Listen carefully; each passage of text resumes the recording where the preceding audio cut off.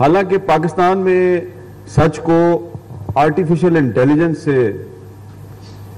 اتنا خطرہ نہیں ہے جتنا انٹیلیجنس ایجنسیوں سے ہے۔ پاکستان میں سچ کو آرٹیفیشل انٹیلیجنس سے اتنا خطرہ نہیں ہے جتنا انٹیلیجنس ایجنسیوں سے ہے۔ ہم تو جب سے جرنلزم میں آئے ہیں 30-35 سال ہو گئے ہیں، ہر دور میں یہی سن رہے ہیں کہ سچ خطرے میں ہے، صحافی خطرے میں ہے، پاکستان ایک نازک دور سے گزر رہا ہے۔ اچھا، ہر دور میں جو خطرہ ہے اس کا نام بدل جاتا ہے، تو آج کل جو خطرے کا نیا نام ہے وہ ہے آرٹیفیشل انٹیلیجنس۔ جب سے میں صحافت میں آیا ہوں، یہ کوئی پہلا دور نہیں ہے کہ میں یہ سن رہا ہوں کہ جو صحافت ہے وہ خطرے میں ہے۔ ہم تو جب سے جرنلزم میں آئے ہیں 30-35 سال ہو گئے ہیں، ہر دور میں یہی سن رہے ہیں کہ سچ خطرے میں ہے، صحافی خطرے میں ہے، پاکستان ایک نازک دور سے گزر رہا ہے۔ اچھا، ہر دور میں جو خطرہ ہے اس کا نام بدل جاتا ہے، تو آج کل جو خطرے کا نیا نام ہے وہ ہے آرٹیفیشل انٹیلیجنس۔ حالانکہ پاکستان میں سچ کو آرٹیفیشل انٹیلیجنس سے اتنا خطرہ نہیں ہے جتنا انٹیلیجنس ایجنسیوں سے ہے، تو اس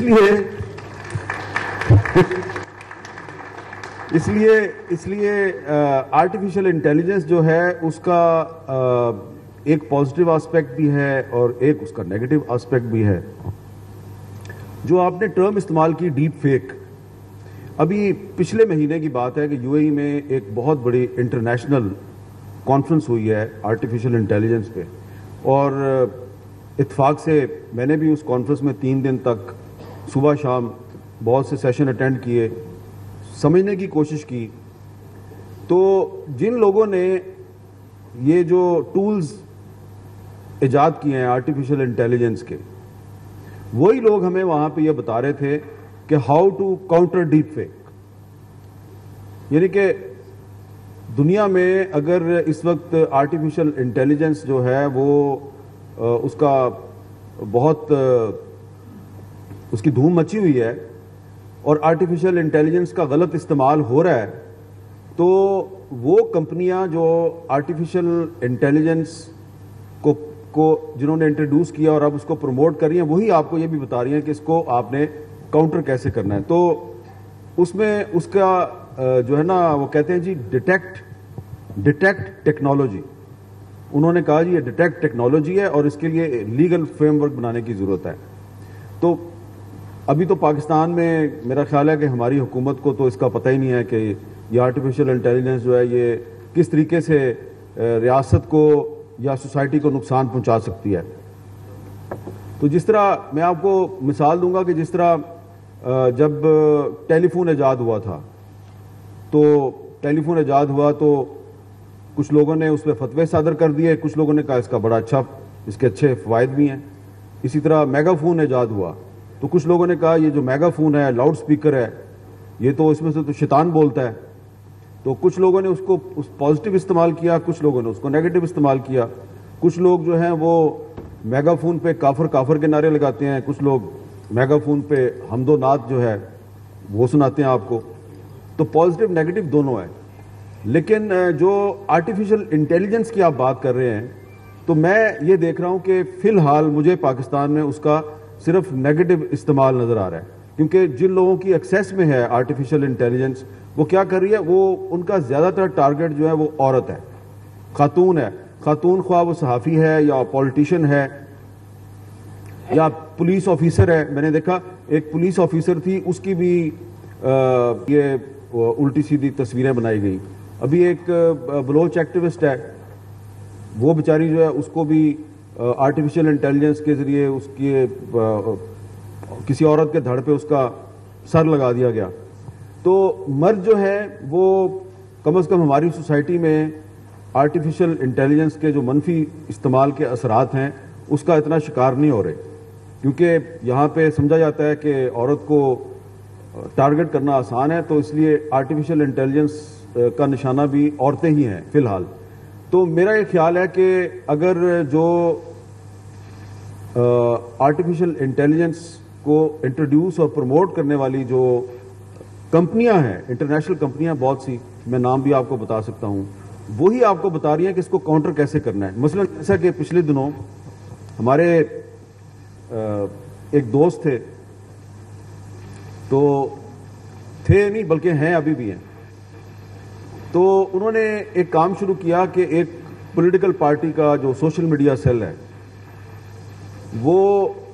ٹویٹر پہ ٹرینڈ بنانے کے لیے آرٹیفیشل انٹیلیجنس کے جو بوٹس ہیں ان کو استعمال کر رہے تھے. تو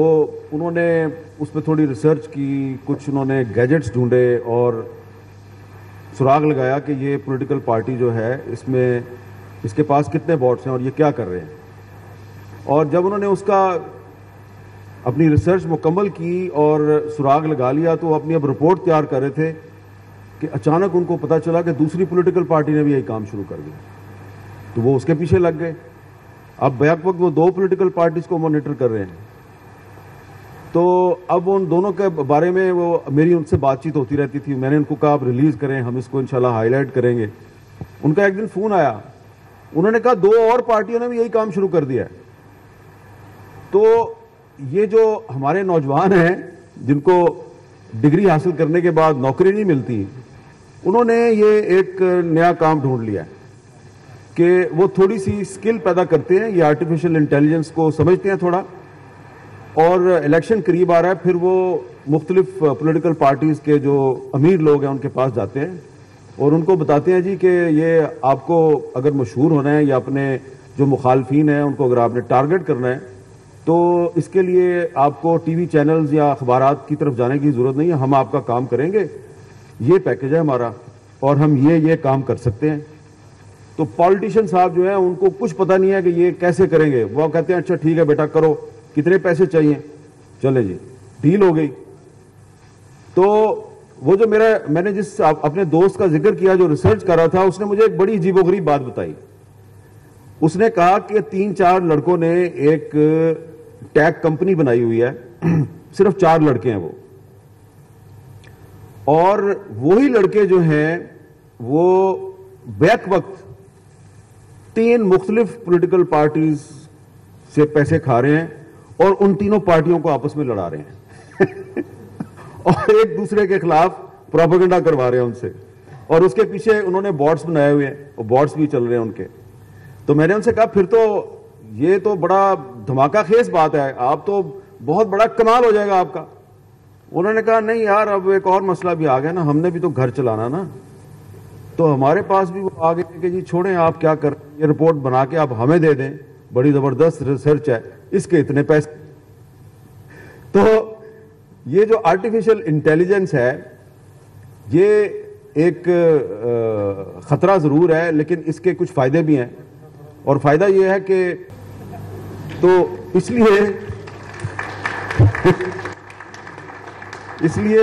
لیے آرٹیفیشل انٹیلیجنس جو ہے اس کا ایک پازیٹیو آسپیکٹ بھی ہے اور ایک اس کا نیگیٹو آسپیکٹ بھی ہے. جو آپ نے ٹرم استعمال کی ڈیپ فیک، ابھی پچھلے مہینے کی بات ہے کہ یو اے ای میں ایک بہت بڑی انٹرنیشنل کانفرنس ہوئی ہے آرٹیفیشل انٹیلیجنس پہ، اور اتفاق سے میں نے بھی اس کانفرنس میں 3 دن تک صبح شام بہت سے سیشن اٹینڈ کیے، سمجھنے کی کوشش کی. تو جن لوگوں نے یہ جو ٹولز ایجاد کیے ہیں آرٹیفیشل انٹیلیجنس کے، وہی لوگ ہمیں وہاں پہ یہ بتا رہے تھے کہ how to counter deepfake. یعنی کہ دنیا میں اگر اس وقت آرٹیفیشل انٹیلیجنس جو ہے وہ اس کا بہت اس کی دھوم مچی ہوئی ہے اور آرٹیفیشل انٹیلیجنس کا غلط استعمال ہو رہا ہے، تو وہ کمپنیاں جو آرٹیفیشل انٹیلیجنس کو جنہوں نے انٹروڈیوس کیا اور اب اس کو پروموٹ کر رہی ہیں، وہی آپ کو یہ بھی بتا رہی ہیں کہ اس کو آپ نے کاؤنٹر کیسے کرنا ہے. تو اس میں اس کا جو ہے نا وہ کہتے ہیں جی ڈیٹیکٹ ٹیکنالوجی. انہوں نے کہا جی یہ ڈیٹیکٹ ٹیکنالوجی ہے اور اس کے لیے لیگل فریم ورک بنانے کی ضرورت ہے. تو ابھی تو پاکستان میں میرا خیال ہے کہ ہماری حکومت کو تو اس کا پتہ ہی نہیں ہے کہ یہ آرٹیفیشل انٹیلیجنس جو ہے یہ کس طریقے سے ریاست کو یا سوسائٹی کو نقصان پہنچا سکتی ہے. تو جس طرح میں آپ کو مثال دوں گا کہ جس طرح جب ٹیلی فون ایجاد ہوا تھا تو ٹیلی فون ایجاد ہوا تو کچھ لوگوں نے اس پہ فتوے صادر کر دیے, کچھ لوگوں نے کہا اس کا بڑا اچھا, اس کے اچھے فوائد بھی ہیں. اسی طرح میگا فون ایجاد ہوا تو کچھ لوگوں نے کہا یہ جو میگا فون ہے, لاؤڈ سپیکر ہے, یہ تو اس میں سے تو شیطان بولتا ہے. تو کچھ لوگوں نے اس کو پازیٹیو استعمال کیا, کچھ لوگوں نے اس کو نیگیٹو استعمال کیا. کچھ لوگ جو ہیں وہ